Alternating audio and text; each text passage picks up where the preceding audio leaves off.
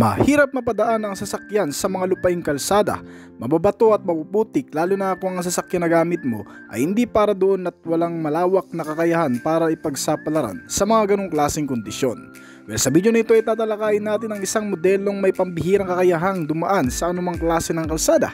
Ito man may mababato o kaya hindi pantay-pantay ay kayang-kaya. Yan ang isa sa talent nitong bagong SUV car na tatalakayin natin ngayon. Hindi ganun kamahal at naglalaman ng mga bagong katangian at dito mo lamang din matutuklasan. Kung ano ay aalamin natin kasama ng kabuang presyo at detalye nito. Pero bago yun, syempre kung bago ka pa lamang po dito sa akin channel, baka naman kaibigan po din mo-click ang subscribe button pati na notification bell para naman update na palagi sa mga video na gagawin ko pa. Alright, simulan na natin to!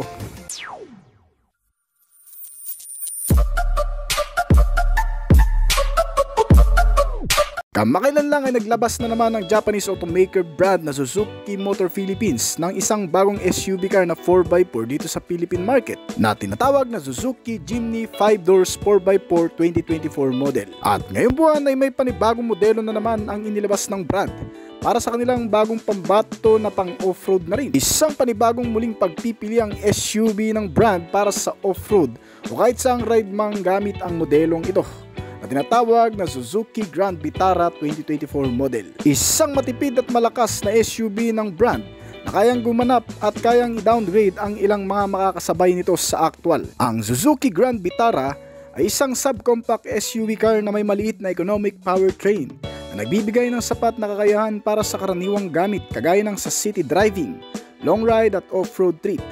Isang pampamilyang sasakyan na inilabas ng brand para sa kanilang lumalagong markup value sa merkado ng mga sasakyan. Ang Suzuki car manufacturer na isang Japanese automaker ay gumagawa ng mapagkakatiwalaang mga transportasyon magmula pa man noon. Matitipid, malalakas at hindi magpapahuli sa mga modernong katangian. Gaya na lamang itong bagong SUV car ng brand, ang Suzuki Grand Vitara 2024 model. Isang pampamilyang sasakyan na nag-o-offer ng pangmatagalang gamit kabilang sa mga maasahang modelo na kahit anong klase ng kalsada na tatahakin mo.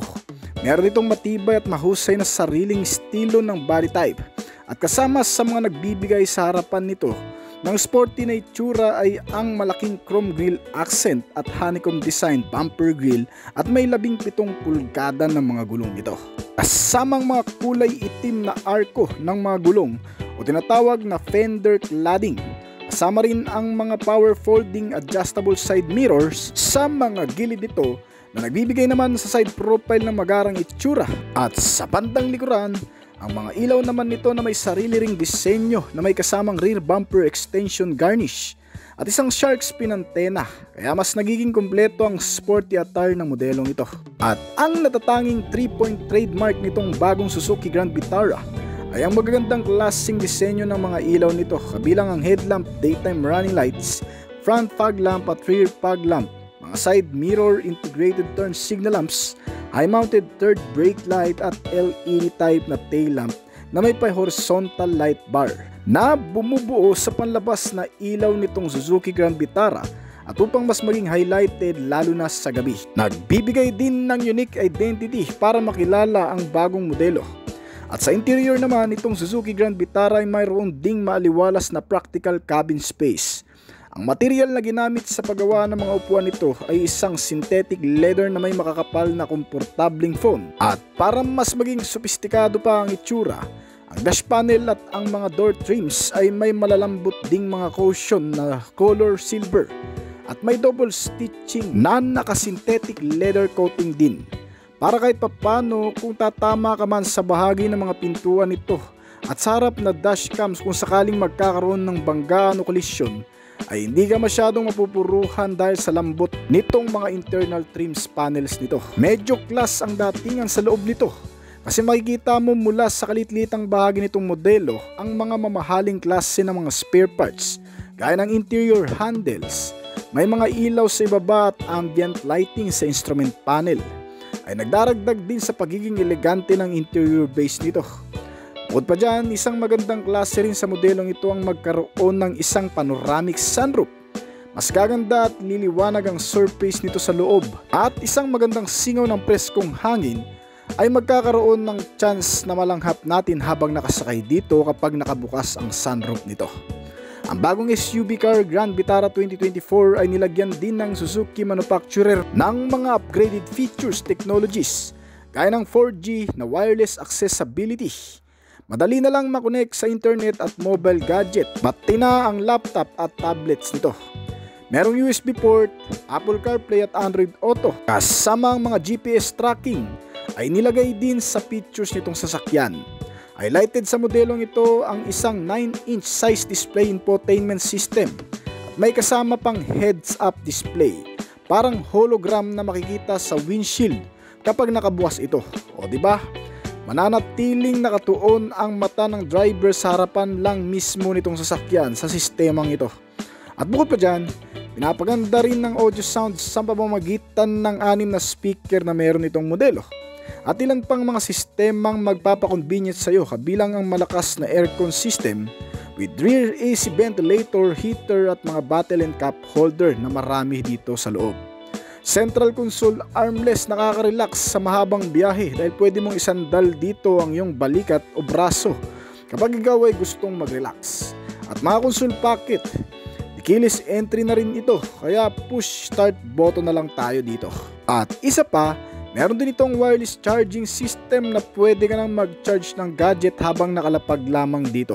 Ang modelong ito ay sinamahan din ng cruise control system para sa relax na pagmamaneho ng driver na kung saan isiset mo lamang ang speed nito at kusa na itong tatakbo sa oras na mabit ang speed limit kahit hindi ka nakatapak sa pedal ng gasolina. Bagay ito sa malalayong biyahe lalo na sa mga maluluwag na kalsada. Meron itong multifunctional steering wheel gamit ng driver na kung saan ay napupuno din ng mga key switch function remote para sa mga sistema nito. Na para nang sa ganun, ang sentro ng driver ay nasa pagmamaneho pa rin o nasa harap ng kalsada lang. Bukod pa dyan, ang steering wheel nito ay hindi mabigat i-manage sapagkat ginamitan ng power steering type na electric power na naka-rack and pinion na rin. Mas madaling dalhin at hindi ka mahihirapan. May mga suspensions din ito at brakes na kagaya ng modelong SUV. Ang isang ito ay matatag gamitin kahit sa malulubak. Ginamitan kasi ito ng front suspension ng MacPherson strut at isang torsion bar naman para sa rear suspension nito na may mga kasamang shock absorber at coil spring na rin para magandang bounce at balanse ang anumang matagtag na pakiramdam sa oras na ito'y maidadaan sa malulubak na kalsada. Meron din itong parehong naka-disc type na braking system sa front and rear, naka-ventilated sa front at ordinary disc type naman sa likuran, na sinamahan pa ng anti-lock braking system na nag-a-unlock naman sa maigpit na kapit nitong brake lalo na kapag bigla mo itong naipreno sa hindi naasang pagkakataon. Sinamahan din ito ng electronic brake distributor, dagdag sa malakas na pwersa ng brake nito kasama ang brake assistance nito. Itong bagong SUV car na Suzuki Vitara ay may dalawang klaseng variant na pagpipilian, ang Suzuki Vitara GL variant at ang Suzuki Vitara GX na top variant nito.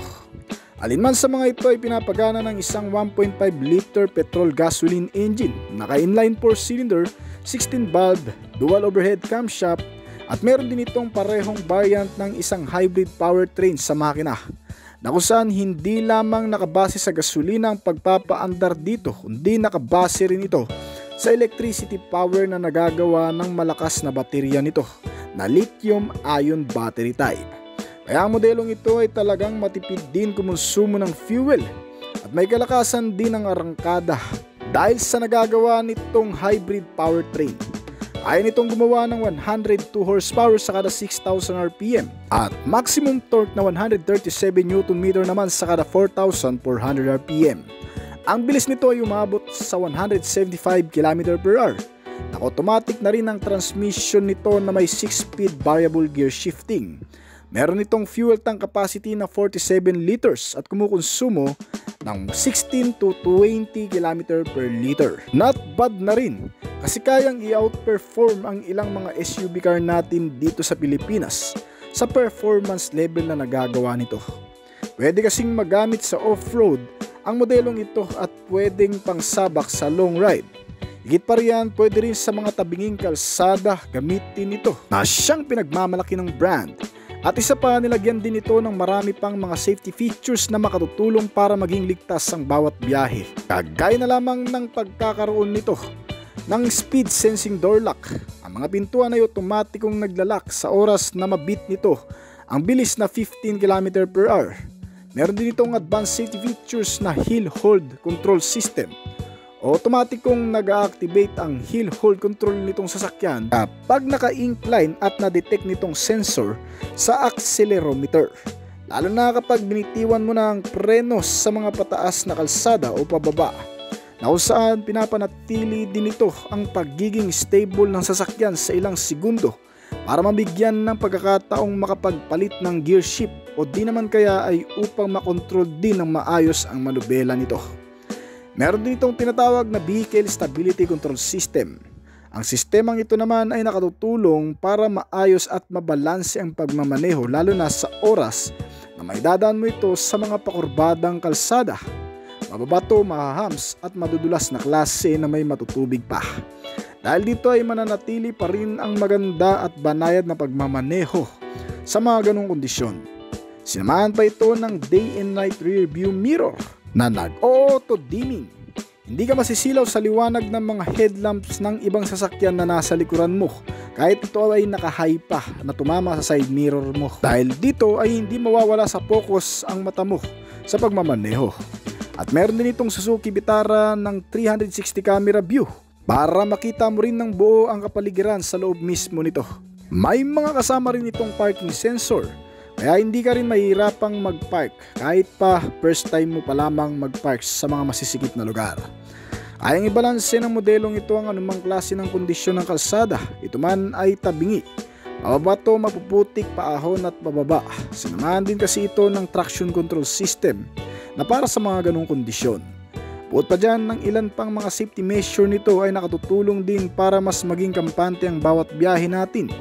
Nilagyan ng maraming airbags sa driver, passenger at curtain airbags. May mga kasama ring seatbelt sa kada upuan, kasama ang crash sensor, front and side impact beams at marami pang iba. Bukod sa safety features ay nilagyan din itong modelo ng security sense para naman hindi bastang manakaw, makarnap at magalaw ng kahit na sino. Nilagyan kasi ito ng engine immobilizer system, power door locks, central locking at anti-theft alarm. At isang anti-theft device na rin. At oo nga pala, ang lahat ng mga ilaw din nito kasama ang naka-projector na headlamp ay mga naka-LED type na. Mas miliwanag sa gabi at mas malakas ang brightness, kaya ang visibility ay malawak din. At para naman sa dimensions and capacity nitong bagong Suzuki Grand Vitara, ay may kabuuang haba ito na 4,345mm. Ang kabuuang taas naman ito ay nasa 1,645mm at may lapad ito na 1,795mm. Ang kabuuang bigat nito ay umaabot ng 1,210kg. May ground clearance size ito na 210mm at may seating capacity na hanggang sa 5 pasahero. At may 5 pintuan din. Ang kabuuang sukat ng mga gulong nito ay nasa 215 by 60R17. Inilalabas pa lamang itong bagong Suzuki Grand Vitara sa bansang India at sa Europa na nagkakahalaga ng 384,400 million rupees na kung direkta natin i-convert sa Philippine peso, ito ay aabot ng 1,370,674.54 pesos dito sa bansa. Kasalukuyan pa lamang pinag-uusapan kung ito nga ba ay makakarating din sa Philippine market. Kung sakali man, ang mga pangunahing makatatapat ng modelong ito panigurado ay ang Mitsubishi Expander, Honda CR-V, Ford Territory at Toyota Veloz sa kalsada ng Pilipinas. So hanggang dito na lamang po siguro ang ating video. Kung nagustuhan nyo ang topic natin ngayon, baka pwede namang pa-click ng like button at pa-comment na rin ng inyong opinion sa baba ng video na ito. Bago po tayo magtapos ay nais ko po muna magpasalamat sa mga patuloy na sumusuporta at tumatangkilik at nag-aabang palagi sa mga video na ina-upload natin dito sa ating channel. Maraming salamat po at shoutout po sa inyo guys. Ngayon kung bago ka pa lamang po dito sa aking channel, baka naman kaibigan po din maklik ang subscribe button pa rin ang notification bell para naman mapita palagi sa mga video na gagawin ko pa. Siyempre, hintayin ko rin ang opinion at comment po sa baba kung may mga katanungan ka tungkol sa video na ito. Huwag kang mayang mag-comment kaibigan upang nang sa ganun ay masagutan ko rin ang mga nais mo pang malaman at makakuha rin ako ng idea mula sa iyo na magagamit ko sa aking mga susunod pang video na gagawin. This is Oblis Collection. Thank you!